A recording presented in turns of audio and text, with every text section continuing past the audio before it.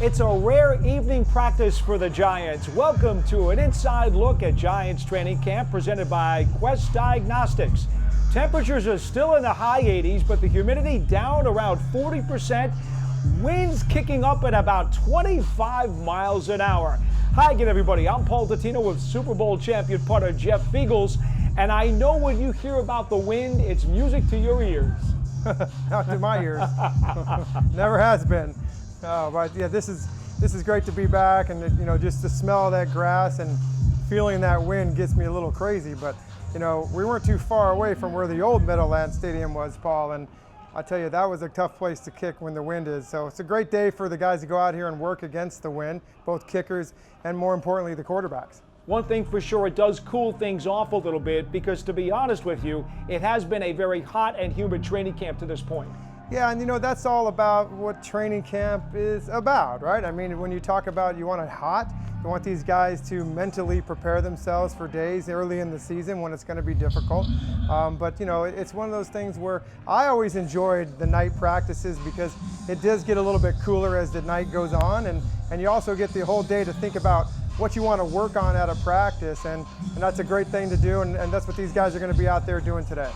Now, one of the things we were told by the coach a little bit earlier is that they will begin to pick up more on special team stuff. So we polled the fans, and you guys did want to see a lot of special teams in this show. But first up, we're getting a look at the quarterbacks and the drop back moves by Daniel Jones, who just looks as quick as a devil right now. Well, he came into camp in great shape. He actually addressed a lot of the things he wanted to work on in the offseason. He got stronger so that he can take some more hits in the pocket, hopefully not too many of them. But what you're seeing here is agility.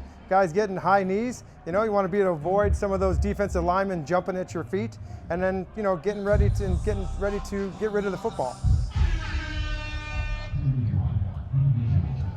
Again, the quarterback's going through some agility drills. Those are just as important as the passing drills. As you said, Jeff, they've got a pass rush coming after them all the time, and the footwork is very, very important. Yeah. The other thing, too, that a lot of the drills, not just for the quarterbacks, this is all about getting your body ready and getting warmed up for practice. I mean, if you look at what the quarterbacks do as far as drop backs, you got to get your hip flexors and your hamstrings, your calves, and your quads and everything getting warmed up. I mean, it is a warm day today, but you still got to go through these things. So what you do, Paul, is you incorporate a lot of your agility and warm-ups and try to simulate some of the things that you're going to do in practice and in game situations. Like this one right here. This simulates a drop back pass. The lateral movement, heads up, eyes down the field, and that looks easier than it is. I'm sure that if I tried that again, I'd probably be bumbling over those pads. But you know what? It's consistency with your footwork that gets you through that, will get you through this drill. Well, and you'll also notice guys poking at the ball with the pads, because this is one of those ball security drills as well that the Giants have really harped on with their QBs. Absolutely, and it's so important, ball security. You hear every head football coach always talk about Bob the Pillow, ball security.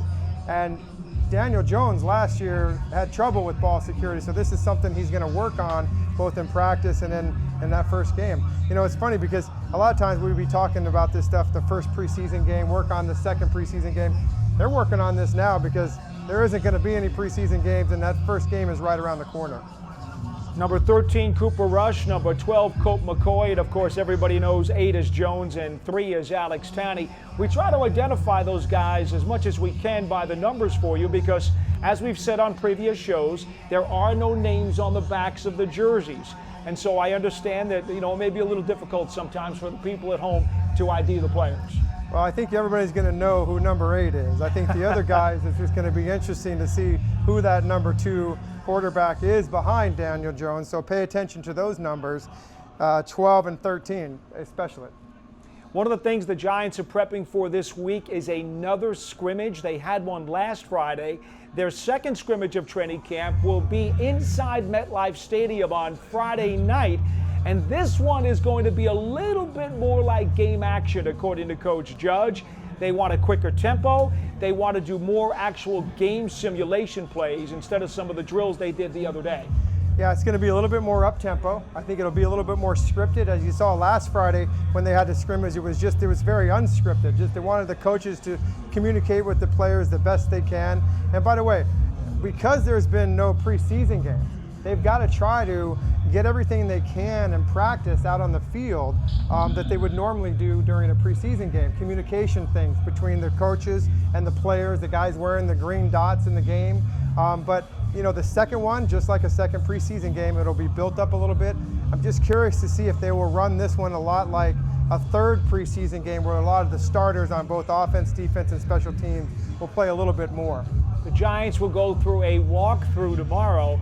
Then on Thursday, back to a fully padded practice like they have tonight. And then, as we said, Friday's scrimmage is really going to pick up the pace. I thought the energy was a little bit better today than it was yesterday. We heard Coach Joe Judge talk about how yesterday it took a little bit of time before the offense finally found its rhythm. Little bit more energy finally came out of things with their second practice after with the Yeah, Bears. and I think that when you come out of a scrimmage, you have a day off, and then you have a walkthrough. You know, there's that pause, if you will. So it takes a little bit mentally to get back into the game. And I think that the veterans have to show the younger players how to practice, how to get up for those practices like tonight when you come out of the locker room. Because I will tell you this, there's a lot of guys on this team that aren't going to be here if they're not conditioning themselves to come out and turn it on. And that all happens in this building, in meetings. You want to take what you learn in the classroom, take it out to the football field, and perform at a high level so you can make this football team. Well, one thing we know for sure, and we've discussed it throughout the course of the summer, there are so many young guys on this team. In fact, half of the guys on the field right now were not here at the end of last season. And many of these young guys, like Javon Leak, the running back out of Maryland, an undrafted rookie free agent, are going to have to find their ticket via special teams.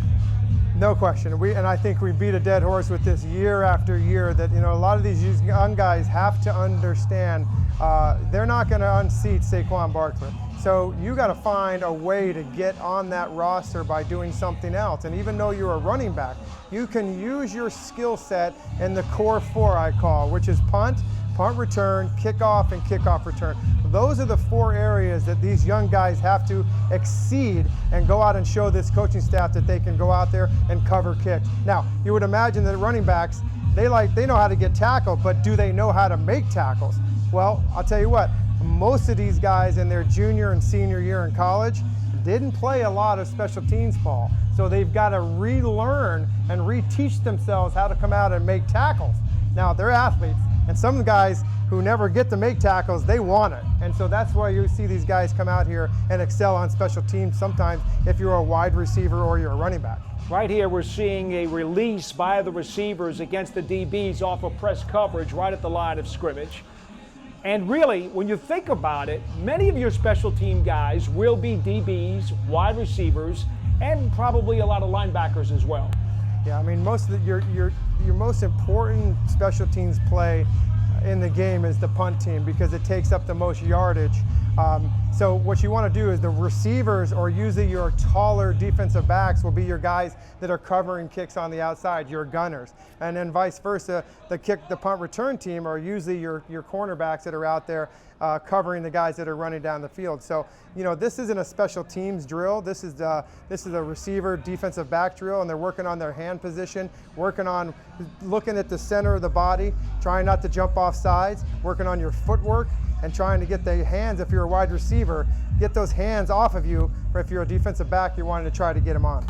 And we get a look at Corey Coleman coming back from a torn ACL last season. You'll remember back in 2018, he averaged over 26 yards per kickoff return for the Giants, and they were really hopeful of another explosive season last year before he got hurt. Yeah, you know, he was very explosive, and the fact is that, you know, Corey Coleman is a guy who has really good speed, and if you notice that he can play the long ball well. He gets off the line of scrimmage and runs down as a receiver, but he can use that speed as a kickoff returner. Unfortunately, last year he's getting hurt, but 2 years ago had a great season, and we'll look for him to compete at that position this year. You get Coleman, number 19, going against Drayvon Askew-Henry, a defensive back who's played a little safety and a little corner, number 22. The thing about this receiving core is that Cody Core, one of the special teams demons for the Giants last year, tore an ACL a couple of weeks back. Actually, it was an Achilles, I'm sorry, I think now. And he's out for the year on injured reserve. So now the Giants need to find a really good special teams demon. And if they can find one in the receivers room, that would make an awful lot of sense because that's the spot that Core just vacated. No question. I think when Cody Core went out with his injury, I think a lot of people didn't realize how important he was to the special teams. You know, there's a certain amount of guys on this team that understand their roles. They understand that, yeah, they're a receiver or they're a defensive back, a linebacker, but it's going to be very difficult for them to get on the field in that type of position. So they have to excel at the special team spot, and that was Cody Core. He made so many plays down the field, so many plays downing footballs inside the 10. So now the team is going to have to go out and find one of those players. Now, who is it? Is it going to be David Sills, maybe? I think that here's a guy that has a lot of speed, a lot of height, you know, and if you look at him and Cody Core, they have very similar body types, quickness, and guys that can get out of the way of other players and make plays on special teams. So it's important, Paul, and we're going to see, unfortunately, we're not going to see in special teams in the preseason, because I think that's when you and I would always look at guys and go, hey, look, there's one of our guys. There's a guy that could make this team. They're going to have to do it out here on the field, particularly on Saturday night over there at MetLife in the next scrimmage. Sills, an interesting guy coming out of West Virginia, had a cup of coffee with the Bills last summer, and then the Giants picked him up and put him on the practice squad. He started out in college as a quarterback, then became a wide receiver, and has shown a lot of toughness. And quite frankly, him, Mac, Dylan, Victor, all of these guys are kind of really making a big impression. I can't say enough at how good that receivers room has looked during the early stages of training camp. Well, let's not forget about Alex Bachman, too, a guy that just seems to be everywhere.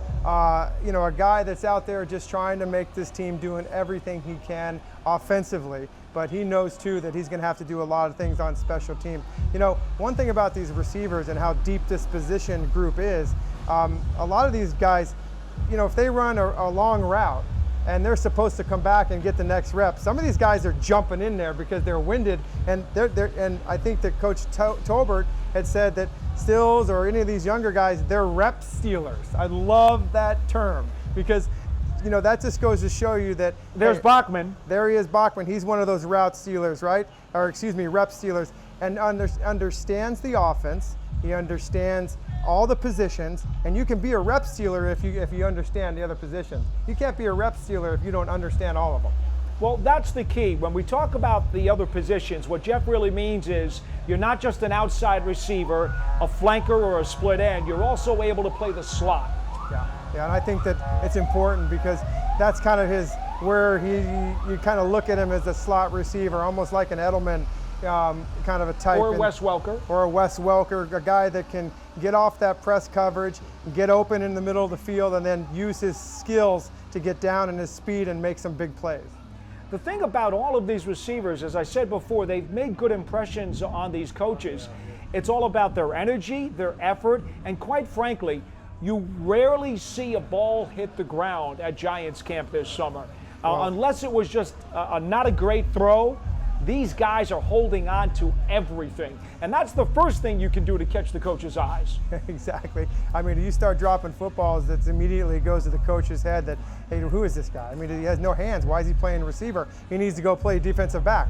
So I think that, you know, a lot of these guys understand that if you understand the playbook and not only run the right routes, if you complete the pass and then make something happen after the catch, and then you go into the meeting rooms and you watch the film, it sure does make you feel good watching yourself on film when you're doing the right thing. Bachman, coming out of Wake Forest, had a cup of coffee with the Rams last year, now with the Giants, again trying to assert himself and see if he can win a roster spot.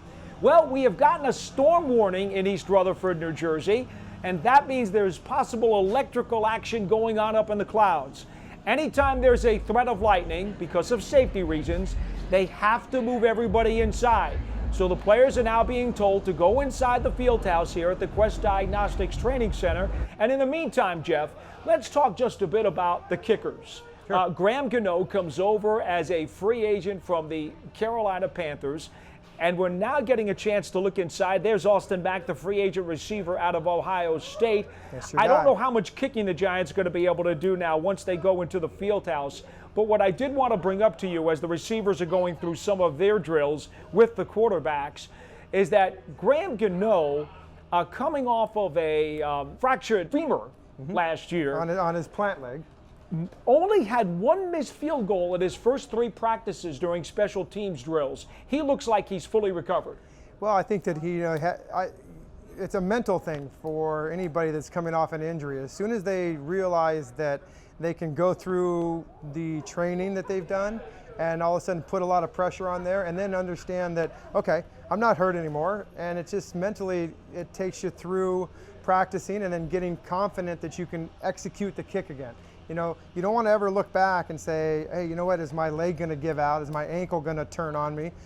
So as long as you are convinced by the doctors and you convince yourself that you're healthy and you go back out. I have told you, Paul, that I have seen kickers and punters and players come back from injury stronger than they were and then go on to have an incredible career after that. We're getting a look at some of the tight ends running pass routes. Yep. Giants have really emphasized the fact that Jason Garrett, when he was with the Cowboys, used the tight ends an awful lot. Caden Smith, number 82, who came over from San Francisco and had a very strong month of December, caught over 30 balls for this club.